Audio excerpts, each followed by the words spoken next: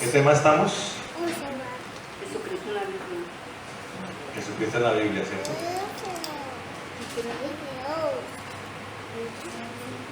¿Y en dónde habíamos quedado la última vez?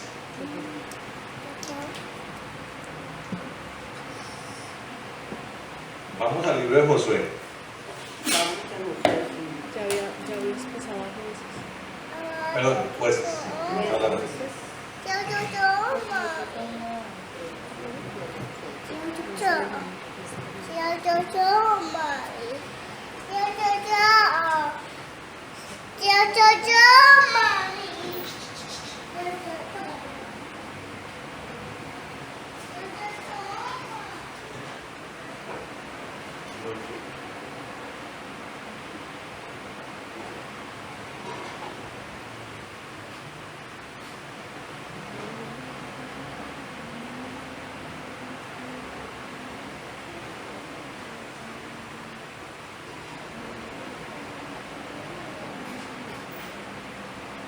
Bueno,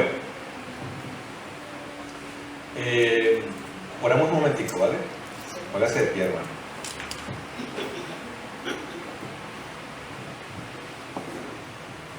Bueno, bendito Dios de gloria y poder, Señor, te alabamos en esta noche y te glorificamos, Dios, porque eres bueno y santo, Señor.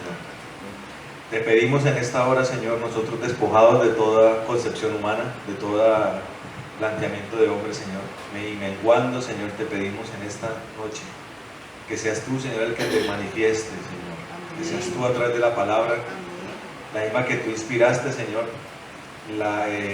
seas tú el que te manifiestes y nos hables con claridad y contundencia, Señor, y para nuestra edificación y corrección, Señor, en el nombre de Jesús. Amén. Bueno, capítulo 6. El llamamiento Sí. de Jorobán. Bueno, ¿quiénes aquí han tenido hijos? Todos, ¿cierto? Ah, no, Ludmila no. Pero también ha padecido como si fuera una mamá. En algunos momentos, ¿cierto? Ni Grisbel. Ni Grisbel. Bueno, Grisbel es el que menos, porque ese sí, estoy hablando de parir hijos, ¿no? Ese sí nunca va a parir, ¿o sí? Creo que no, ¿cierto? Bueno, entonces, cuando vienen los 9 meses, se completan las semanas, ¿qué empieza a pasar? Vienen contracciones. Las contracciones son como una super gastroenteritis, ¿cierto? Con los dolores. Un super llamado. ¿Y entonces qué toca hacer, hermano? A la clínica. Así, y como hacen ahora, ay doctor, inyécteme, para que no sienta dolor, para que el niño salga así solito. Los papás que los ponen a caminar. O como hacen muchas mujeres ahora, no, prográmeme la cesárea, doctor. Bueno. Entonces, ¿qué se supone que tiene que hacer la mujer cuando vienen las contracciones? Y ya cuando el niño va a empezar a salir, abriendo campo, ¿qué tiene que hacer la mujer? Pujar. Y comienza ese niño a salir, entonces asoma la cabeza. ¿Sí? Y después asoma el resto del cuerpo. ¿Y qué tan tremendo es eso? Y si no se puja, ¿qué pasa? Se atora el bebé, ¿cierto? ¿Y qué puede pasar con el bebé? Se puede morir, correcto. Mire, hermano, usted tiene que entender que el nacimiento espiritual es igual. Así es, y cuando ya se acerca la hora toca, Claro, vienen los dolores de parto. como que se siente. En los dolores de parto hay un momento que puede ser largo, porque pareciera que es largo por lo difícil que es. Pero es un momento donde la persona no se halla. Como que está ahí, no sabe qué es lo que está pasando. Hay un choque entre lo espiritual y lo humano, donde lo espiritual gobierna lo humano. Y la persona no se halla, no sabe qué es lo que está pasando. Y ese es el momento donde empiezan a aparecer las contracciones. No, Emanuel, bájate de ahí. Las contracciones espirituales. donde la persona tiene que respirar, ¿sí? Para tomar el control de las cosas. Y después tiene que pujar. Ese momento donde más tiene que estar la persona concentrada, porque de eso depende el nuevo nacimiento, ¿me comprende? ¿Por qué estoy diciendo esto? Porque noto que hay personas que están como en ese momento, ¿sí? En ese momento como de contracciones, como que está a punto de ocurrir un fenómeno sobrenatural. Amén. Amén. Amén, amén. Entonces, dígale a que está al lado, tiene que estar concentrado. Tiene que estar concentrado. Pero concentrado es enfocado. Claro, así es, amén. ¿Sí? Si uno se descuida un momentico, ¿qué pasa? No, pues imagínese. Si usted se descuida 5 segundos en la 13 con Caracas en Bogotá, ¿qué va a pasar? Lo roban. Mire, puede pasarle varias cosas. Lo raponean, lo coge un Transmilenio, ¿sí me entienden? Se cae en un hueco, puede pasar muchas cosas. Este momento amerita que usted esté supremamente concentrado, o sea, nada lo puede sacar de eso, nada. Así es, amén. ¿Sí me entienden? Así es, amén. Hace un tiempo, el año pasado, le dije a unas personas que estaban a punto así como de que ocurriera la cosa y ¡pum! Apareció un viaje largo. Y ese viaje largo se interpuso con el nuevo nacimiento. Mire, le voy a decir una cosa muy clara. Usted tiene que estar muy enfocado porque cualquier cosita lo puede sacar a usted. Una crisis, una situación familiar, incluso cosas que parecen que son buenas. Un negocio, un viaje, que lo saque a usted del enfoque.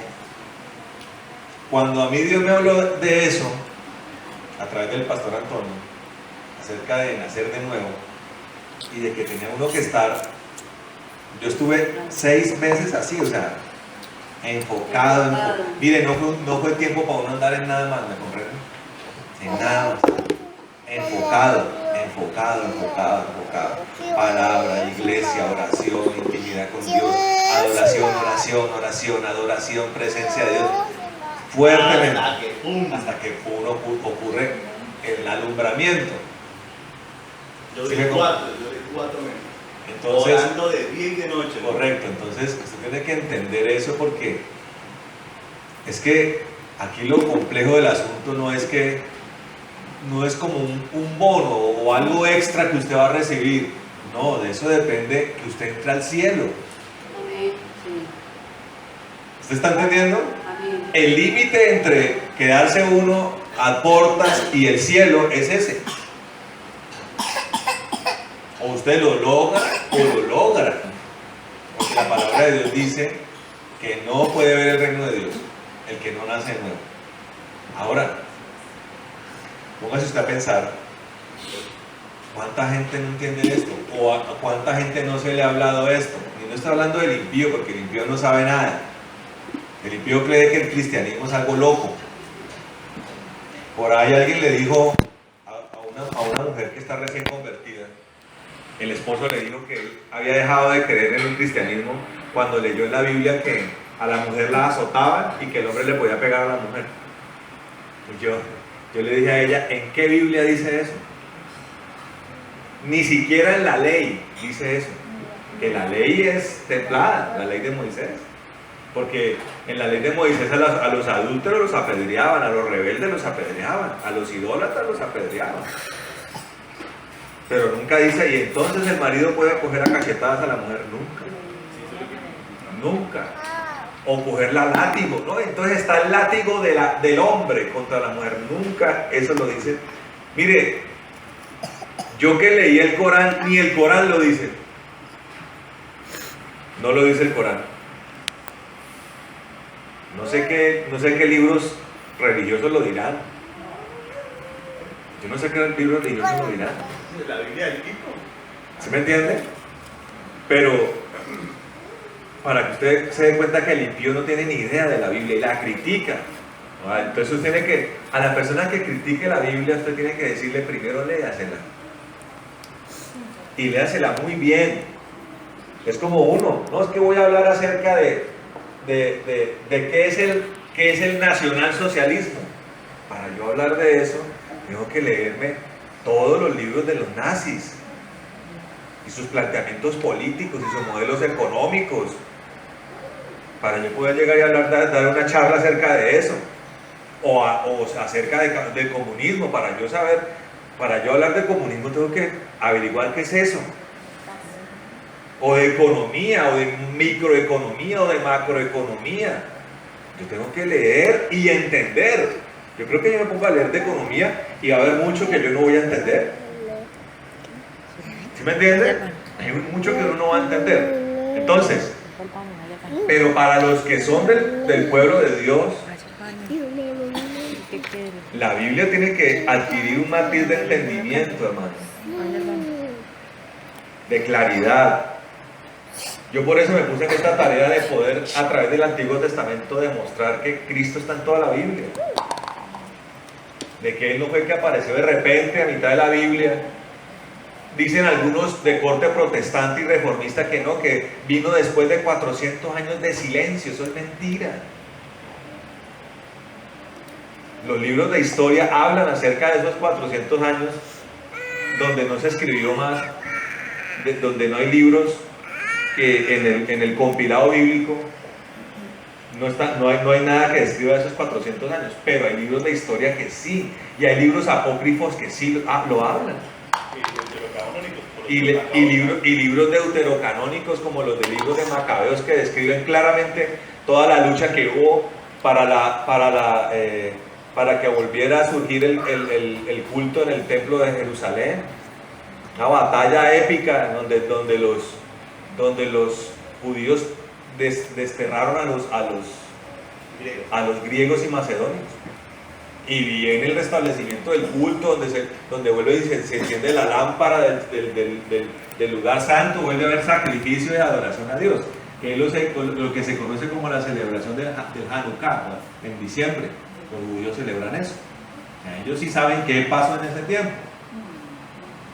Pero el Señor no apareció de repente así, no, que apareció un hombre ahí, hijo de un carpintero, algo como raro, sí, que vino y profetizó, como tratan de darle a entender a judíos, algunas otras corrientes espirituales, y la gente que no conoce de Cristo.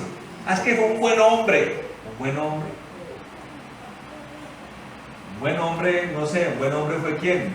Gandhi, tal vez, que le enseñó a una nación a ser libre sin violencia, y de verdad el hombre ayudó a liberar a la India del yugo inglés, pero no la logró liberar del yugo más fuerte que tenía, que era el yugo de la idolatría y de la muerte, que hasta el día de hoy gobiernan en ese. Entonces Gandhi fue un buen hombre, pero no. Entonces uno colocar al Señor Jesús en el mismo lugar de un Gandhi es como equivocado. Más, ¿cuántos milagros hizo Gandhi? ¿Cuántas liberaciones, sanidades y milagros? No hizo ninguno. No, y no resucitó ni está vivo hoy. No resucitó y no está vivo hoy. Y ni qué hablar de Mahoma, ese ni siquiera fue buen hombre. Porque era un hombre que se casaba con niñas de 6, 7, 8 y 9 años. Para que usted se entere. Me fascinaba. Y desde la vida de Mahoma fue que se hizo para los hombres musulmanes y árabes, para ellos la sana costumbre de la sodomía, de sodomizar. Pues ya no voy a entrar en detalles, pero sí, este tipo una relación ilícita con la mujer. De allá viene toda esa porquería, y la violencia que ellos tienen viene de ahí, porque Mahoma fue un hombre violento, un asesino, pues. O sea, ni siquiera Mahoma fue un buen hombre. Entonces uno decir que Jesús fue un buen hombre. Ah, sí, fue por allá un profeta. Sí, fue un profeta que se levantó ahí y levantó una revolución. Por allá participó en una sonada. Primero el Señor no participó en ninguna sonada, porque los señalamientos que le hicieron al Señor fueron mentiras y calumnias. Él lo único que llegó a hacer fue llegar al templo de Jerusalén y tumbar las mesas de los cambistas en el atrio de los gentiles. Se puso muy bravo. Hay algunos que lo pintan con látigo, dándole palo a los. No, la Biblia no dice nada de eso. Esa fue una forma en que se imaginaron que se les sacó el tornillo al Señor. Él se indignó porque la palabra de Dios dice en Isaías que el sueño... ¿Dónde está el palito? Tráigame el palito. Oh, oh. ¿Qué es lo que tengo acá?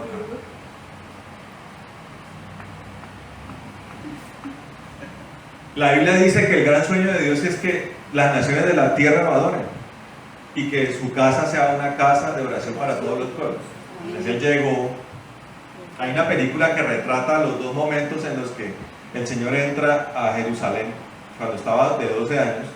Muestran la película que él entra y ese lugar era un lugar vacío, desocupado, o sea, un lugar donde los gentiles podían llegar a adorar. Entonces, esa indignación no le llegó a él a los 12 años. Esa indignación le llegó a él a los 30 años, o pasados los 30, cuando llega a Jerusalén y ve que el lugar de los gentiles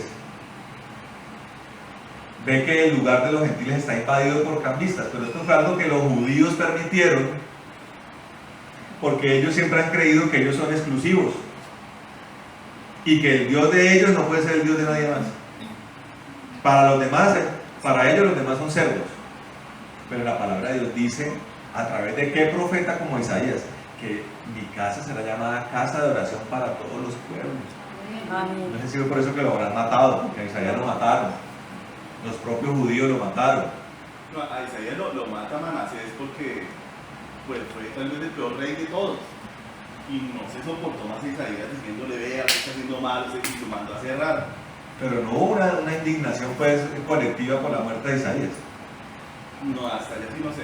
Pero Entonces, sí lo o sea, mató. me refiero a que la costumbre de los israelitas y judíos era matar a sus profetas. Y tanto fue que mataron al gran profeta, que fue el Señor Jesús. Lo que no se esperaban era que el Señor Jesús iba a resucitar.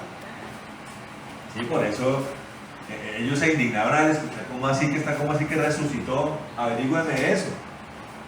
Hay una película que se llama La Resurrección de Cristo, la de hace como 3 años. Les cuenta la historia de ya habiendo ocurrido la muerte del Señor, los judíos, los maestros de la ley, los líderes espirituales y religiosos dicen, escuchan, oiga, si sabe, ¿no? Caifás, como que resucitó ese Señor, ¿o cómo así? Entonces ellos diseñan un plan para averiguar qué es lo que está pasando. Entonces vuelven otra vez y inoportunan a Pilatos. Le dicen, Pilatos, esto no ha sido resuelto. Entonces Pilatos, con cargo de conciencia, dice, pero ya me hicieron matar a este hombre, ahora cómo así, tengo que ir a averiguar que se resucitó. Ese es el problema de ustedes. Entonces ellos aluden a la ley romana y la cosa. Entonces le dicen, si usted no hace esto, entonces usted va en contra de César. Siempre la persona que se va en contra del Señor utiliza la manipulación. Entonces Pilato dice, bueno, entonces escoge a un capitán de una legión romana para que vaya él y mire a ver qué es lo que está pasando. Entonces escogen a un hombre, como todo capitán de legión romana, sanguinario y brutal, que comienza a romper puertas comienza a torturar personas para averiguar qué es lo que está pasando. Entonces, en una de esas entradas brutales en Jerusalén, a un barrio de Jerusalén, él ve pasar una serie de personas que entran a un lugar alto, así como el que entra a escondidas, a una reunión clandestina. Entonces él decide subir solo a averiguar qué es lo que está pasando. El lugar del que estoy hablando es el aposento alto de Jerusalén, donde se reunían los apóstoles, donde tuvo lugar la última cena. ¿Sí? Y es donde digo yo que nació la iglesia de Cristo, la verdadera. Ahí nació. Era un lugar más bien grande porque pues cabían hartas personas, cabían 120, entonces era un lugar más bien grandecito. Y él entra y se encuentra de frente con el Señor. Entonces a mí lo que me gusta de esa película es que ese actor, en esa escena especialmente, refleja muy bien al Señor que yo conozco. Entonces lo primero que hace el Señor es sonreírle a este hombre, pero con una autoridad, o sea, la actuación es maravillosa. y le dice, ¿qué andas buscando? Enemigos, le dice. Aquí lo único que tú tienes es amigos, le dice. Ven, siéntate con nosotros. Entonces el tipo entra en un choque violento, brutal, que trastoca toda su vida, ¿me entiendes? Trastoca toda su vida. Y él se convierte en un discípulo de Cristo. O sea, pasa de ser un capitán sanguinario, brutal, y ese solo encuentro lo convierte en un discípulo de Cristo. Y tiene el privilegio, la historia es muy linda, de verlo a él ascender con los otros 400. Pues se convirtió en uno de los 500 que lo vio ascender. Es una de las cosas que produce un encuentro con el Señor, ¿me comprende? Impactante, trascendental, como lo es un parto. O es que un parto es algo que pasa todos los días. ¿Sí me está entendiendo? Amén. Les diga la que está al lado, es trascendental eso. ¿Sí me comprende o no? De pronto algunos todavía no están comprendiendo todavía todo, pero un día lo comprenderán. Porque todo tiene un tiempo. Dicen por ahí que tanto estar uno en la miel, ¿qué pasa? Algo se le pega. Algo se le pega. Entonces yo creo que a Grisbel algo se les pegará, porque de estar cada domingo en la iglesia, estar aquí un viernes, todos los viernes acá, por ahí están los muchachos ya probando cigarrillo, chupando trago, embarazando muchachas, y ustedes están acá. Algo les va a quedar, ¿sí me entienden? Algo les va a quedar. Entonces, eso va a pasar un día, esa línea va a definirse. Usted diga detrás de este lado, tiene que estar enfocado. Amén. Enfocado. Entonces, iremos al capítulo 6. El capítulo 6 de Jueces dice. Bueno, no voy a entrar en detalle, pero básicamente del capítulo 2 en el que habíamos quedado al capítulo 5, es una historia repetitiva. Ya la hemos hablado, ¿no? Como los hijos de Israel desobedecieron a Dios, porque ¿cuál era la labor que tenían que hacer? Había que destruir a los pueblos idólatras que habitaban Canaán. Entonces la palabra dice que no solamente no los desterraron, sino que se mezclaron con ellos y empezaron a adorar sus dioses. Pero todo comenzó porque Josué se hizo viejo y no logró hacer la labor que Dios le había encomendado completa. Ella viejo no la podía hacer, entonces le tocó delegarle a las tribus que ellos acabaran la misión, pero no la acabaron. Entonces vino algo terrible para Israel, porque vino una rebeldía contra Dios, porque empezaron a adorar los dioses de los cananitas. Y eso, cuando pasaba, traía maldición sobre el pueblo de Israel. Entonces el pueblo de Israel, cuando venía la maldición, clamaban a Dios: ay, Señor, ayúdanos. Oiga, hay gente que uno conoce en la vida pastoral que es así. Vienen aquí de repente: oh, pastor, ore por mí, estoy destruido, estoy desbaratado. Bueno, ¿uno qué hace? Pues ora por él, pide misericordia a Dios. Como Dios está misericordioso, la persona recibe un acto de misericordia, la levanta, pero la persona al tiempo vuelve otra vez, ¿y qué? Como dice la palabra, el perro vuelve a su vómito. Correcto, así. Y se desaparece, pero el problema es que cada vez vienen peor. Eso sí, cuando la persona viene, yo le digo, cada vez que viene le digo, hoy va a ser un poco más difícil. O sea, cada vez va a ser más difícil la levantada. Pero hay personas que son así, hay personas que llegan a la vida cristiana y se afianzan en Cristo rápidamente, dejan el pecado, se enamoran del Señor, reciben el Espíritu Santo y son miembros vivos del cuerpo. Amén. ¿Sí o no? Amén. Pero hay gente que no es así, que nunca logra incorporarse al cuerpo de Cristo. Así era el pueblo de Israel. Se rebelaba contra Dios, sufría la esclavitud, la destrucción, la maldición, clamaban a Dios, Dios le levantaba un juez, un liberador, los liberaba, pasaban años de libertad, hasta que volvían y se rebelaban contra Dios. ¿Sí? Hasta que un día, después de mucho tiempo, Dios dice, no más, hasta aquí fue. Me va a levantar un pueblo nuevo, porque ustedes me han decepcionado. Pero miren lo curioso de esto. La rebelión de Israel sirvió para que nosotros ahora seamos salvos. ¿Entiende eso? Y nuestra salvación, dice la palabra, que va a traer celos a Israel, como lo que está pasando ahora. ¿Sí? Si hay algo que les da piedra a los israelitas, a los judíos, es que nosotros digamos que somos pueblo de Dios.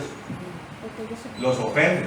Pero ese celo los llevará un día a volver a ser incorporados al cuerpo y al pueblo de Dios. Amén. Entonces, ¿qué pasa acá? Dice, capítulo 6 dice, los hijos de Israel hicieron lo malo ante los ojos del Señor. Amén. Entonces el Señor los entregó en mano de Madián. Madián era un pueblo y una región de Canaán, enemigo de ellos. Dice, los entregó en manos de Madián durante 7 años. Y la mano de Madián prevaleció contra Israel por causa de los madianitas. Los hijos de Israel por causa de los madianitas, los hijos de Israel se hicieron escondrijos en las montañas y cuevas y lugares fortificados. Porque sucedía, versículo 3, que cuando Israel sembraba, subían contra él los madianitas, los amalequitas o amalecitas y los hijos de Oriente, y acampando contra ellos arruinaban las cosechas de la tierra hasta cerca de Gaza. No dejaban que comer en Israel ni ovejas, ni toros, ni asnos, porque venían con sus ganados y con sus tiendas, siendo como langostas por su multitud. Ellos y sus camellos eran innumerables, así venían a la tierra para devastarla. Israel era empobrecido en gran manera por causa de los madianitas, y los hijos de Israel clamaron al Señor. ¿Ves qué pasaba? Miren lo que pasaba. La maldición que traía la rebelión por hacer lo malo delante de los ojos del Señor, y lo malo era pues pecar, especialmente en áreas de idolatría, en áreas de perversión, ¿sí? De inmundicia. Entonces venía un pueblo, Dios permitía que un pueblo se levantara y destruyera a Israel, en este caso Madián. ¿Y en qué se basaba la destrucción? En que nada le prosperaba a Israel. Sus cultivos, sus ganados, sus tierras eran invadidas y destruidas. Cada vez que Israel trataba de prosperar, venía una devastación sobre Israel. ¿Sí? En este caso por mano de los madianitas. Amén. Y clamaron, y como les dije, y los hijos de Israel clamaron al Señor.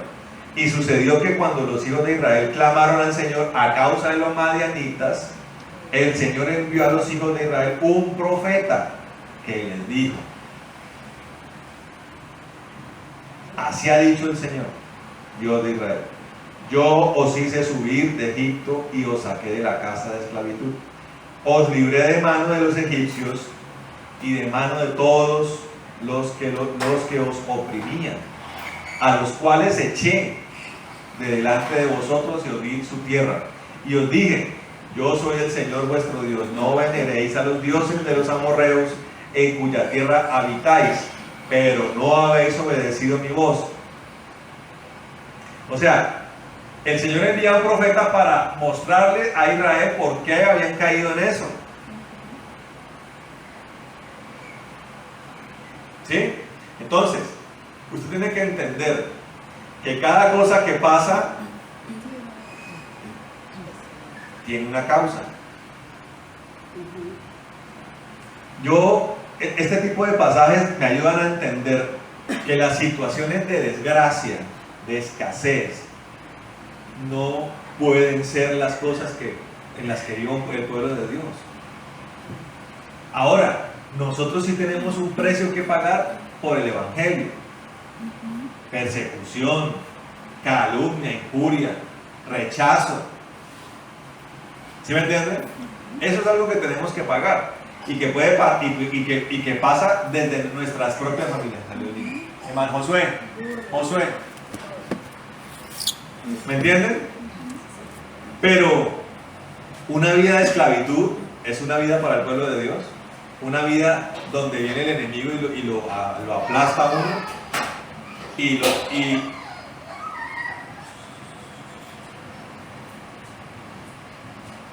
siéntamelo acá.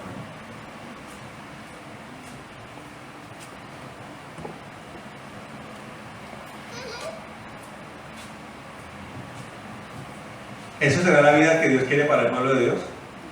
No, ¿cierto? No. La palabra nos enseña que hemos sido libres de pecado, de maldición, de enfermedad, de iniquidad y de pobreza. Ahora, nuestra fe tiene que ser probada y habrá momentos de prueba, la mayoría de veces, para que nosotros entendamos que nuestro Dios es nuestro proveedor. A veces Dios permite que venga estrechez financiera, pero esa no es la regla general, ni la regla general es un pueblo enfermo. No, me opongo a eso. Amén. Ni la regla general es ni la regla general es un pueblo maldito. Ni la regla general es que lo que pasaba con nuestros antepasados sigue pasándonos a nosotros. Esa no puede ser la regla general. Amén. Amén. Amén. Y en la vida de Gedeón eso se replica. ¿Amén o no? Y le repito, usted tiene que saber discernir entre el precio del evangelio, ¿sí? Entre los momentos de prueba que Dios permite, momentos de prueba, y lo que está persiguiendo a la persona desde su vida pasada. ¿Correcto? Amén. Ahora, si la persona sigue pecando, pues el pecado trae consecuencias. Y eso es lo que aquí el Señor está diciendo al pueblo de Israel. No envió el profeta para liberarlos. O sea, el pueblo clamó y de Dios envió un profeta. Claro, cuando llega el profeta, de pronto habrán pensado, uy, no viene la liberación de Dios. No, el profeta les dijo, mire, Dios sacó a sus papás de la tierra de Egipto, los hizo libres y les entregó esta tierra a ustedes y les ordenó que no siguieran los dioses de los amorreos, dice. Pero ustedes no le hicieron caso a Dios. Ahí viene la consecuencia. Eso lo hace un profeta. Un profeta es el que le dice a usted, mire, está pasando esto por esto, con la claridad misma de Dios. Por eso el profeta no es cualquier siervo de Dios, es un siervo que debe tener sobre todo discernimiento y una claridad en la voz de Dios.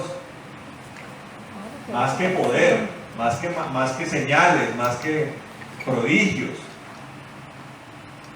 El pueblo de Dios, el pueblo de Israel pedía señales, pero lo que más hizo el Señor fue demostrarle su pecado. ¿Correcto? Entonces,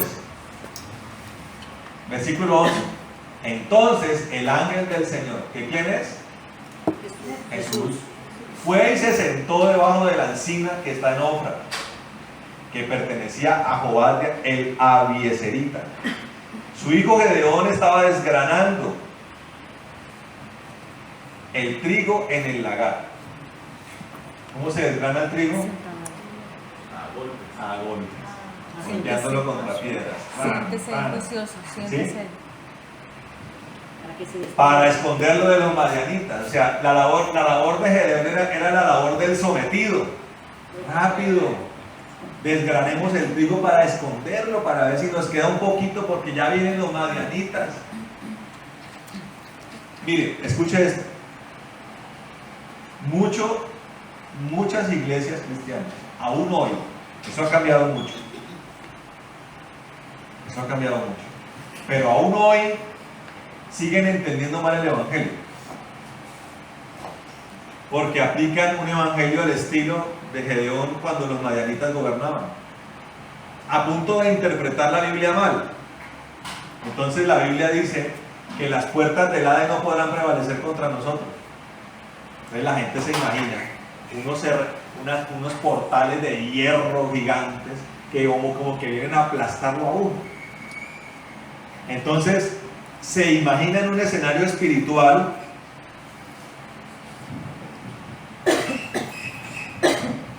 hacer caso, hermano. Siéntese bien. Siéntese bien. Siéntese bien.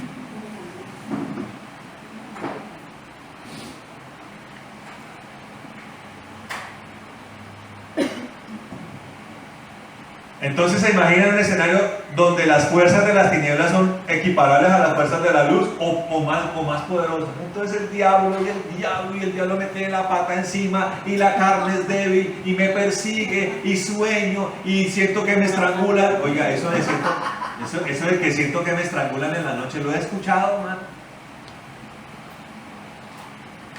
A mí solamente una vez me pasó, pero fue por una imprudencia. Porque me puse yo en el día, obviamente muy neófito yo, a creer que yo podía darme de golpes con el diablo. Entonces yo y diablo, y te reprendo, y te meto una patada, diablo. No. Para usted pelear con el diablo tiene que tener una altura espiritual como la de Cristo. Si no la tiene, déjelo quieto y dígale al diablo que el Señor te reprenda. Amén. Amén. A los demonios que usted puede pegarles y golpearlos, déles todo lo que usted quiera, pero dependiendo de la autoridad que tenga una potestad demoníaca, asimismo Dios asigna personas con esa ánima, con una autoridad superior a esa. Gente ya de mucho peso, ancianos del evangelio, apóstoles, profetas, ¿me entienden? Entonces claro, esa noche yo durmiendo sentí que me amarraban a la cama y sentí un pavor de que me iba a morir. A tal punto que me tocó irme corriendo para la casa del pastor a las 3 de la mañana. ¿Eso fue esa noche? Sí, claro. Pero fue por una imprudencia. Entonces Antonio me explicó, no, Mao, mire, no haga eso, no lo haga. Me decía, por ahí sea acaso Pablito, que es el pastor de esta congregación y tiene un peso de autoridad. Yo aprendí eso. Usted nunca me escuchará aquí dándome de trompadas con Satanás y usted no lo haga. Porque yo, aunque Dios me da una autoridad a mí, yo le dejo eso a Él. Porque el ángel de Jehová, que es el Señor, sí es el que tiene poder para poner el pie al diablo. ¿Amén o no? Amén. Pero hay gente que se la pasa así a toda hora. No, y me mordí una pata. Y un alacrán me mordió una nalga. Pero a toda hora sí, o sea, ¿cómo así? Y me ahogué. Y veo y no sé qué, y siento que me persiguen. Ya va una cosa que comienza ya a adquirir un conflicto de tipo psicológico. Esa es la vida cristiana, hermano. Una vida de zozobra toda hora. No. Donde las tinieblas se meten por debajo de la puerta de mi casa a destruir mi casa de ninguna manera, hermano. De ninguna manera. Pero si eso fuera real, vendría a ser por una causa. Por una causa. Entonces yo me acuerdo que estaba una vez en la casa de una anciana, cristiana ella, y la anciana, ay, que el reumatismo, ay, que la gota, no sé qué. ¿Y qué será que le pasa a esta viejita que es una mujer que ora y todo, y la ve uno como apabullada? Entonces era mayo, era comienzos de mayo, y era un conjunto residencial.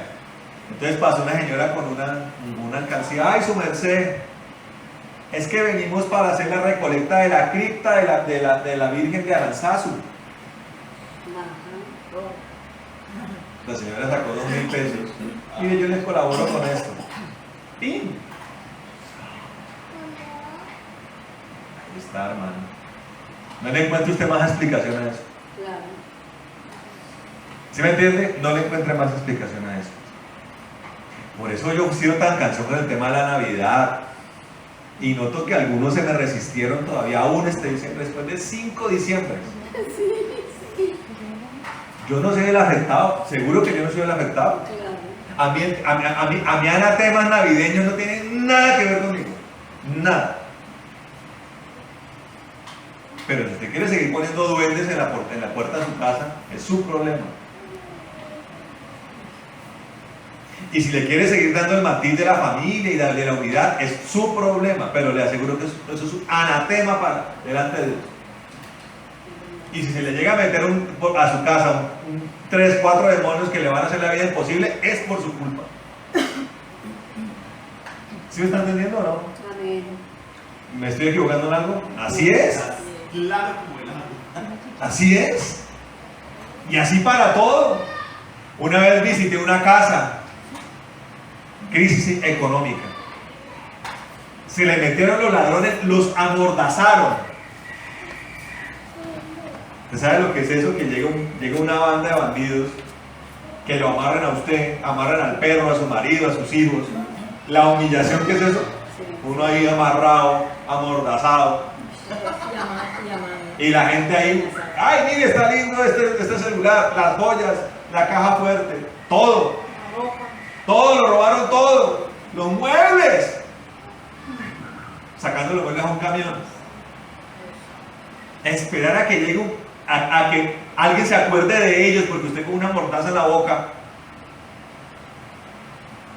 Por ahí tiene que llegar alguien a preguntar por ellos. Ay, están amarrados, policía.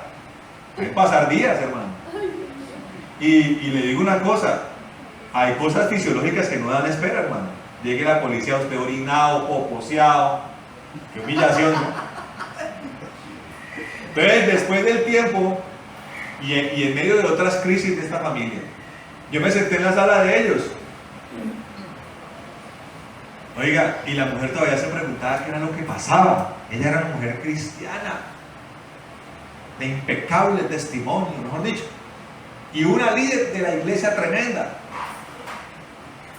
Y comienza a ver pasar las hijas, la una con el novio para el cuarto, la otra también, el novio el hijo con la novia, todos en los cuartos atrincherados. Oiga, yo miraba eso, yo le dije, ¿sus hijas están casadas? No, ninguna. Ahora usted me va a preguntar a mí, ¿qué es lo que está pasando? Si en su casa tiene una abominación, ¿usted cree que Dios está contento con eso?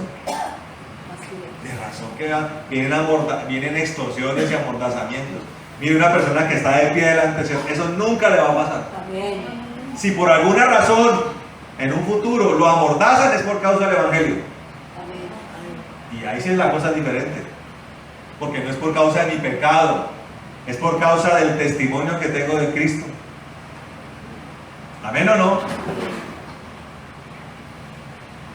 Entonces no podemos aceptar eso, ni creer que es que si nosotros pecamos no pasa nada, ni creer que somos un pueblo sometido, que a pesar de que estamos con Dios somos un pueblo sometido, violentado, aplastado. Todo tiene una causa. Dígale al que está al lado, todo tiene una causa.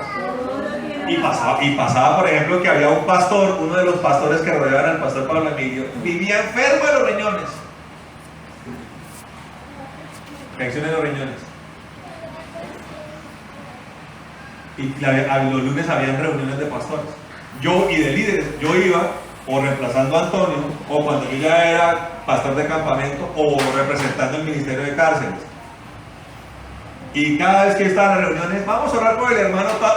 Y era así el tipo, y fiebre de 40. Ay, y uno llore por ese señor y no se sanaba. Todo el mundo le imponía manos y no se sanaba. ¿Era por falta de fe? No. Con el tiempo todo salió a la luz. Era un hombre de los que se había levantado en rebelión contra el pastor. Entonces la causa de su enfermedad era su pecado. ¿Está entendiendo? Entonces por ningún ángulo eso puede ser normal. Emanuel, no hijo.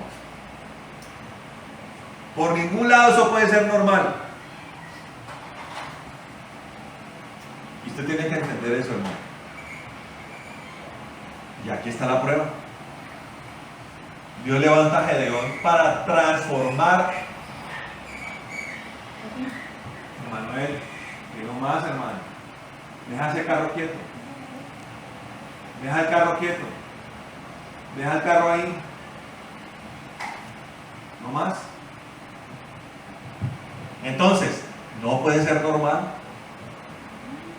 Amén. Entonces Dios levanta a Gedeón. Dice que el ángel del Señor, o sea, el Señor se sentó en la encina de Ofra.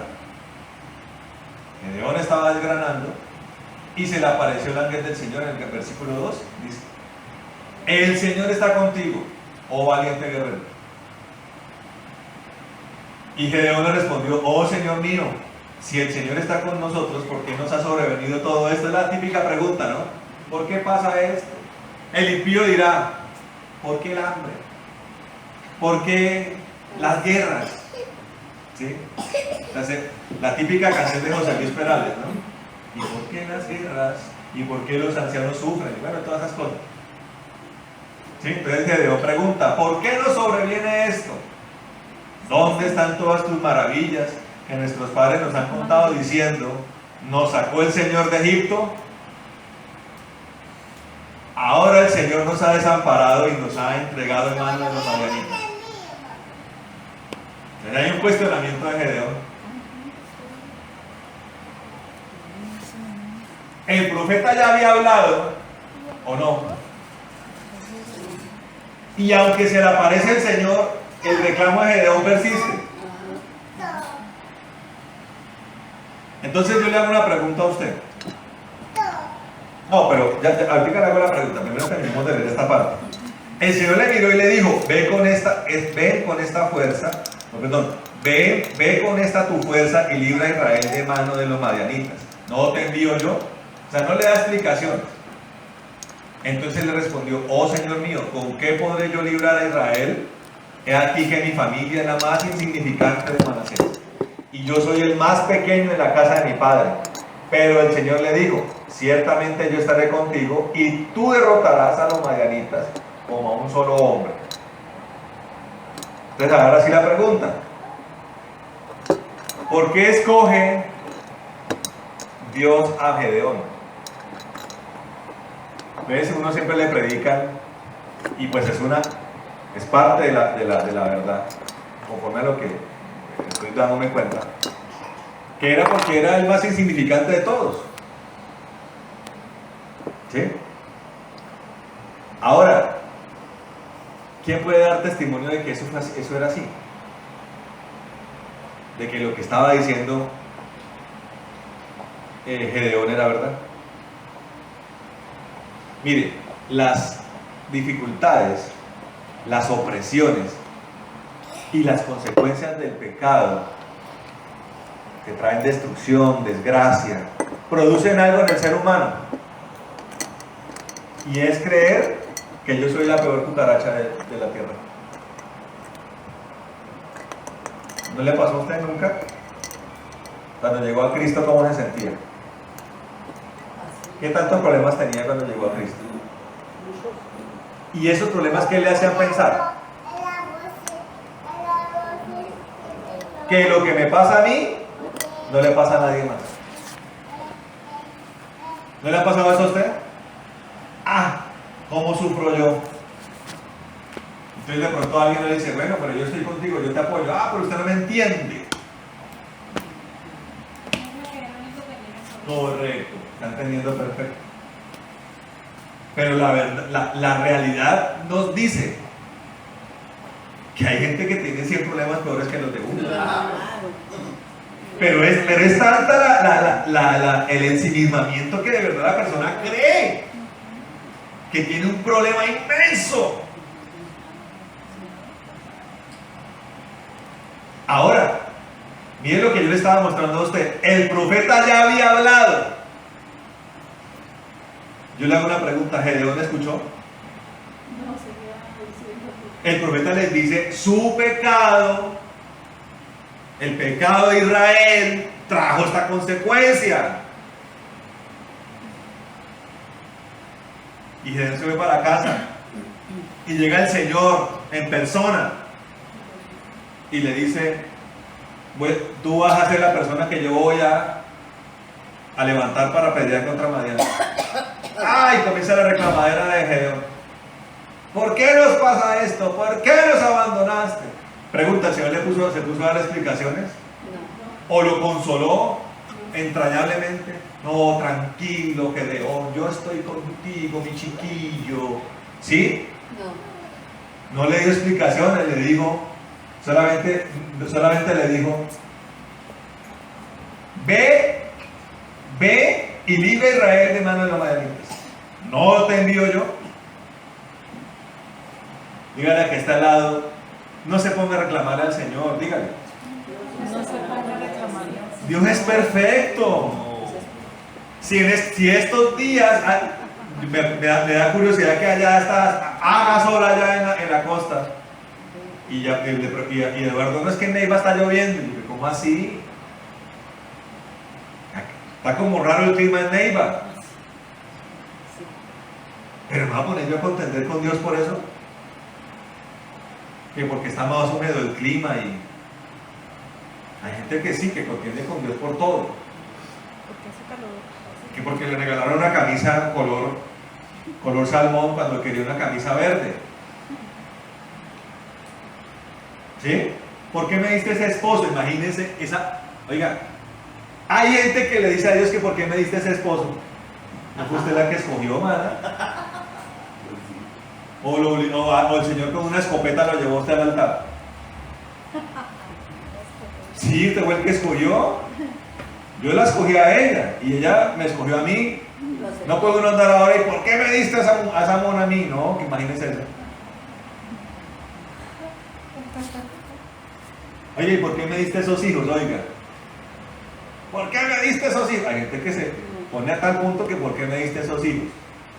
Mira, me salió rebelde. Entonces, si Dios enviara un profeta, le mostraría por qué su hijo es rebelde. Entonces, devuelve la película a cuando era la niñez y Dios le muestra que usted a todo le decía que sí. Claro, papito, coja, papito, tome una chocolo, mira, tome un carrito, tome. ¿Quiere esas botas? Tome. ¿Quiere ese carrito? Cójalo, papito. Hay gente que es así y a eso le llaman amor. Mire, yo me he dado cuenta como papá que de 10 respuestas que uno tiene que darle a ellos, 8 son no, tirando a 9. No. Oiga, ¿usted no se ha dado cuenta que con Dios es así? Dios dice mucho que no.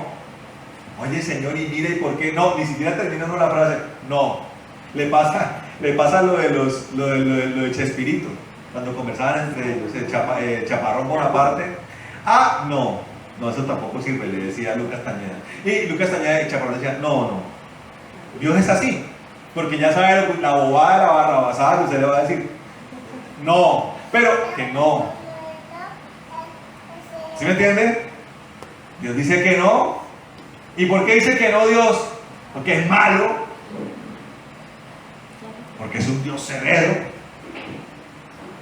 Hay gente que se atreve a decirle a Dios eso.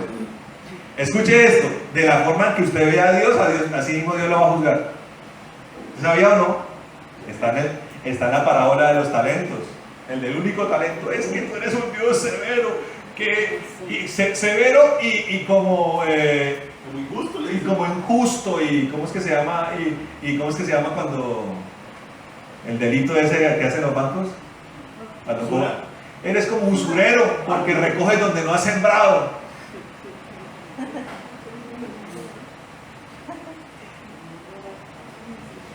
Escuche esto. Lo que va a condenar a la gente es la falta de conocimiento de Dios. Hay gente que me empieza a hablar de un Dios que yo digo, pero ¿qué Dios? ¿De dónde salió ese Dios?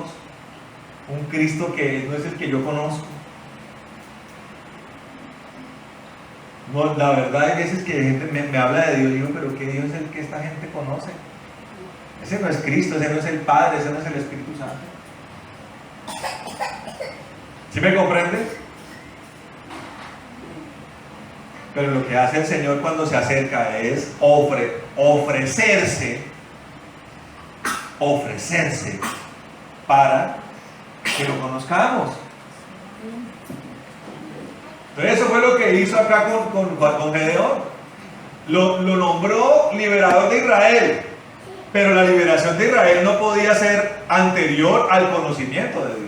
O sea, Gedeón no era una persona piadosa. Escuche esto, Gedeón no era una persona piadosa. ¿Está entendiendo o no? Cuando el Señor escoge a Natanael en el libro de Juan, él le dice a Natanael, yo te conozco, Natanael. Sí, Señor, claro, tú estabas allá orando. Allá estabas orando en tu patio, debajo de la higuera.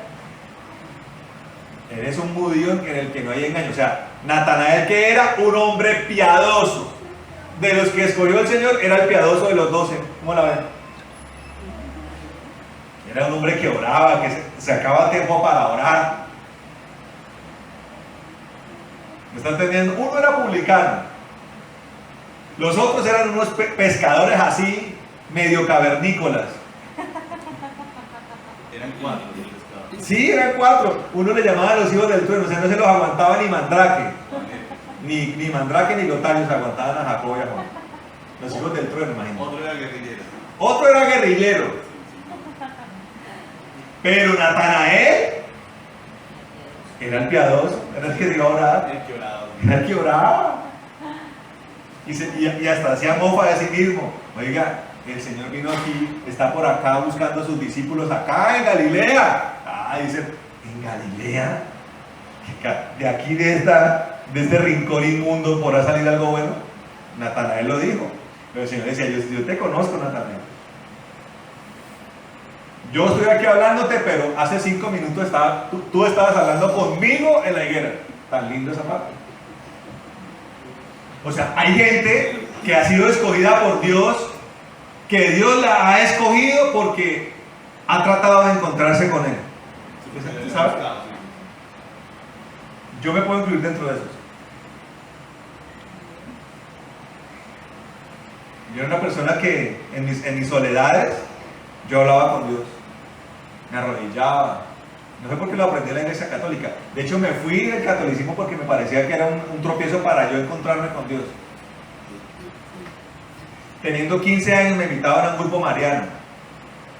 Y al ver que una mujer comenzó a hablar como un diablo, salí corriendo. Este no es mi lugar. Hasta que un día me encontré con Él. Oiga, y lo curioso, escuche esto, y lo curioso es que cuando me encuentro con Él, no me es extraño. ¿Cómo la ven? ¿A usted no le pasó lo mismo? No, usted fue todo diferente, pero lo que pasa es que yo sí ya sabía que él era real, porque él me sanó a mí los 18. O sea, usted lo conoce en medio del poder, de su poder. Sí, yo sí, Pero cuando a mí se me aparece en la clínica Neiva, que indica la clínica de cardiología, cuando se me aparece el Señor, yo me acuerdo que yo estaba haciendo un crucigrama y siento a Cristo de frente. ¿Cómo hago yo para identificarlo? Yo le dije, eres tú, Señor Jesús. No lo conocía y lo conocí ya en el... ¿Sí me entiende? ¿Usted me está entendiendo? Por eso cuando la palabra se menciona de Natanael, a mí eso me produce un convulgimiento del espíritu, porque me siento identificado. No, o sea, yo nunca fui una persona religiosa. Natanael tal vez tenía filacterias y su mantico, pero él no era un religioso. ¿No era fariseo? ¿Solo los fariseos tenían las filacterias? No, las tenían ensanchadas, es decir, puede que... Porque en las películas que han hablado de Natanael lo muestran con las filacterias Es posible. y con su mantico para orar. O sea, él utilizaba eso, pero no por ser un religioso, sino porque de verdad quería. Y yo le digo, esa es la razón por la cual gente del catolicismo Dios está liberando, sacando allí. Sí, sí. porque Gente que lo está buscando ahí de realmente. Pero no le... Pero en medio de una cosa que la persona dirá, pero esto no es el lugar, pero es lo único que yo conozco. Claro, y trata de dar el paso al cristianismo y se encuentra con tremendos, terribles testimonios. Y rumores y rumrunes. Pues qué ganas le dan. ¿Lo está entendiendo? Gedeón no era una persona piadosa. Miren lo que dice aquí la palabra. Entonces se autocompadeció. Versículo 16, pero el Señor le dijo, ciertamente yo estaré contigo y tú derrotarás a los madianitas como un solo hombre. Y él le respondió, si he hallado gracia ante tus ojos, dame por favor una señal de que eres tú el que hablas conmigo. Te ruego que no te vayas de aquí hasta que yo vuelva a ti, traiga mi presente y lo ponga delante de ti. Qué paciencia.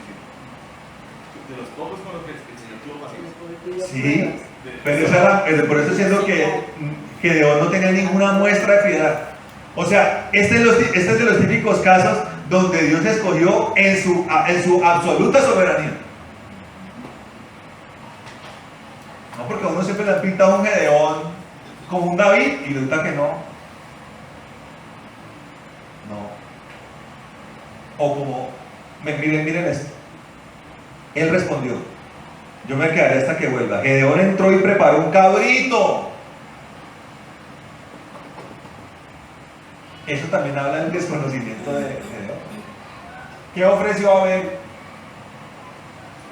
Corderito.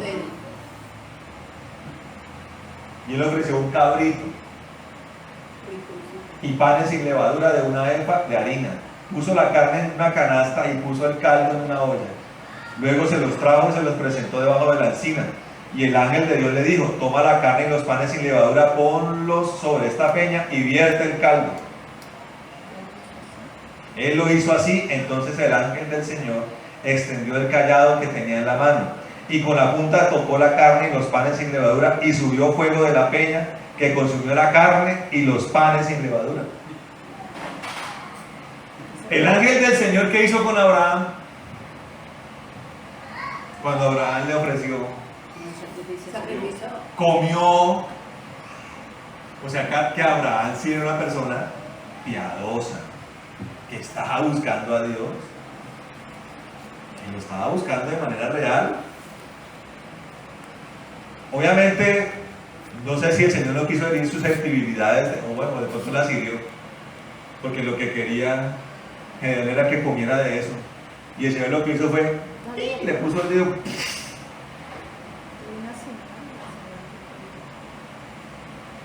¿Sí me está entendiendo? Y sigue diciendo acá: y el ángel del Señor desapareció de su vista. Dándose cuenta Gedeón de que era el ángel del Señor, exclamó: ay, Señor Dios, pues he visto cara a cara al ángel del Señor.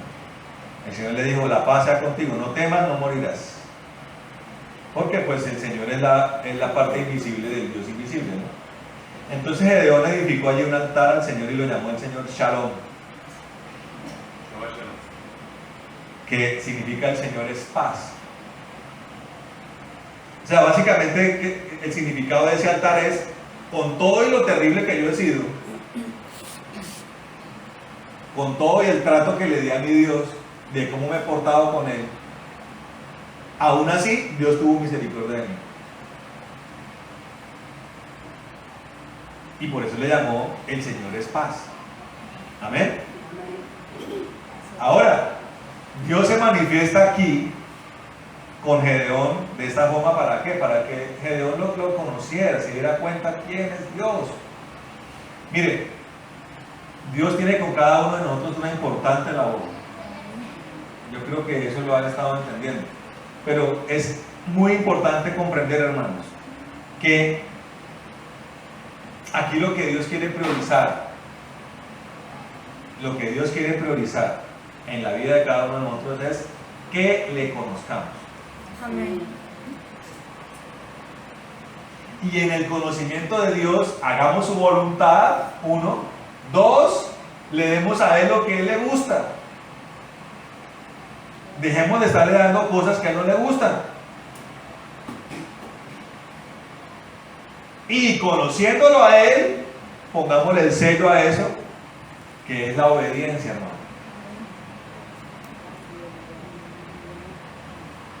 Y después Gedeón fue pues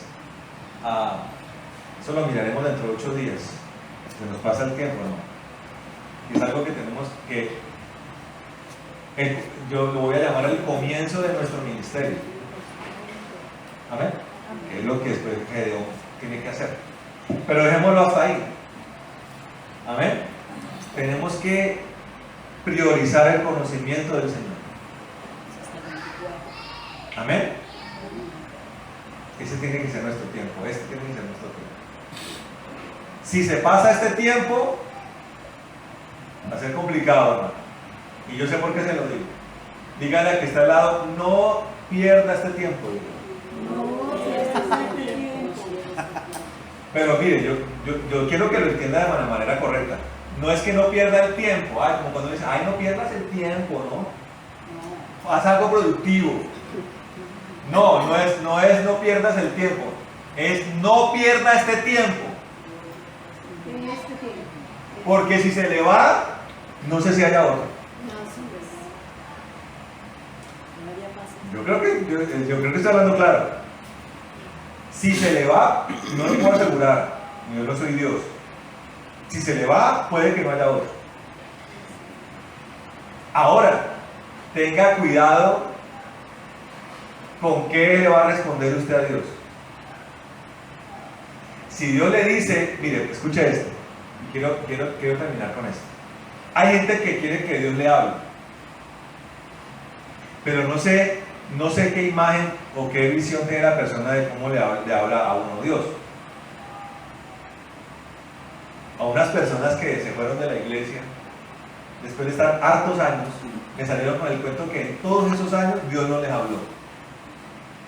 Ah, no, y cada venida mía suya a la casa de ustedes que fue, y cada domingo, y cada vez que usted prendía la emisora y estaba algún pastor y predicador hablando. Oiga, ¿y en cuántos años de intimidad Dios no les habló? Oiga, qué relación de gente tan terrible. ¿Cuántos devocionales hizo y Dios no le habló? Cada vez que yo me meto a orar con Dios, Dios me habla.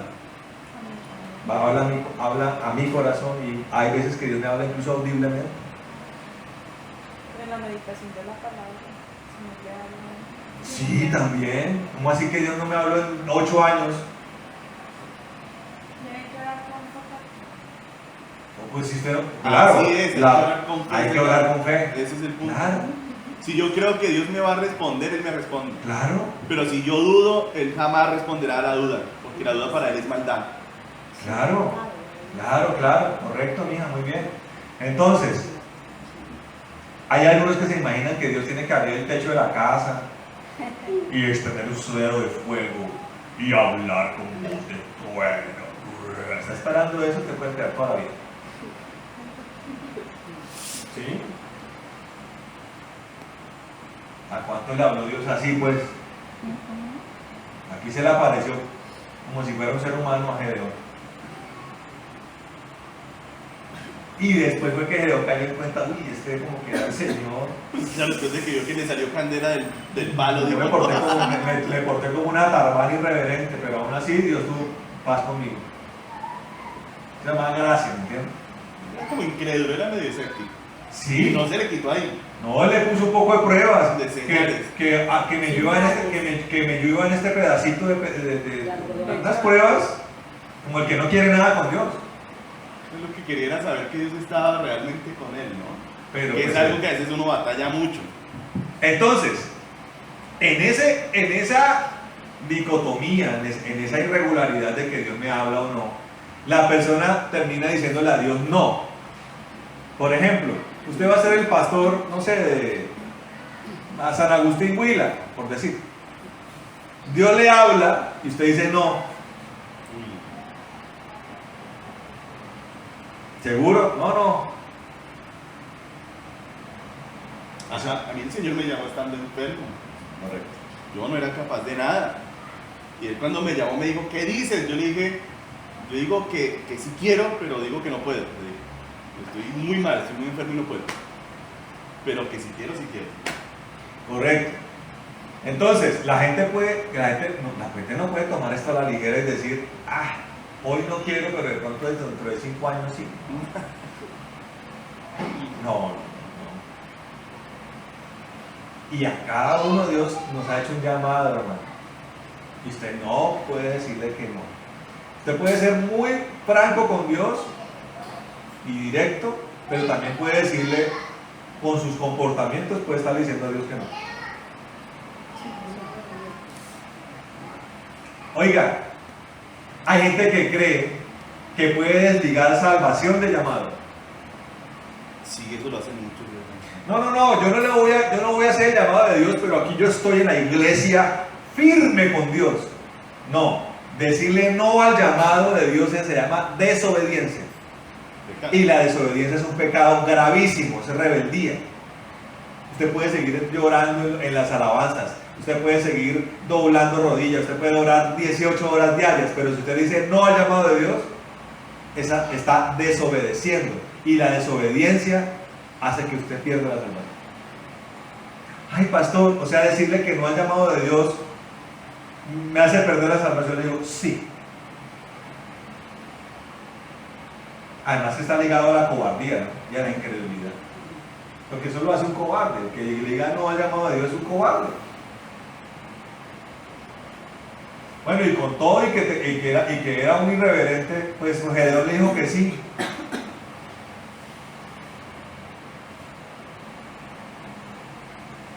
Gedeón le dijo que sí. Y fue uno de los grandes liberadores de Israel en época de los jueces. Entonces, ya que enlazándolo con la parte inicial, si quiere usted pasar esa línea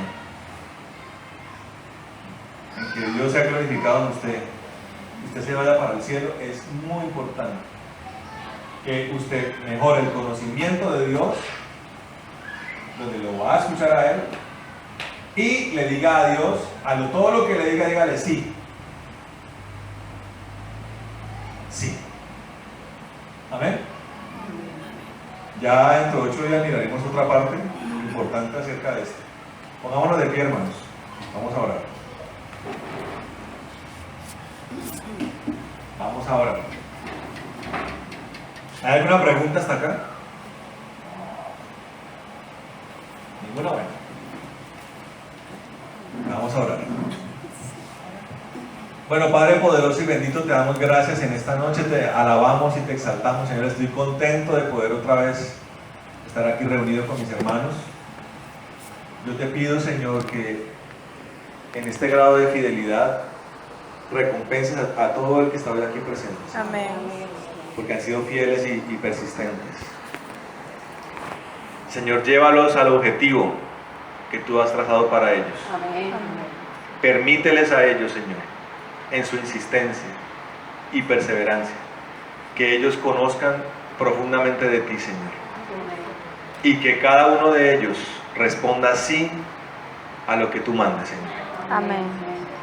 En el nombre de Jesús, que esta palabra, Señor de la gloria, se grabe en sus corazones y rinda fruto importantemente al 100 por 1, Señor, grandemente, al 100 por 1, Señor, para tu gloria y honra, Señor. Amén. Atamos toda retaliación y venganza, toda muerte, calamidad, enfermedad, y la echamos al abismo en el nombre de Jesús de Nazaret. Y en esta hora, bendito Dios, Espíritu Santo, llénanos y permítenos ir a nuestros aposentos llenos de tu presencia y de Amén. tu poder. En el nombre de Jesús. Y bendecimos las ofrendas que mis hermanos traen y te pedimos que las multipliques poderosa y ampliamente. En nombre de Jesús. Amén y amén. Amén. Bueno, hermano, Dios le bendiga. Si tiene una ofrenda,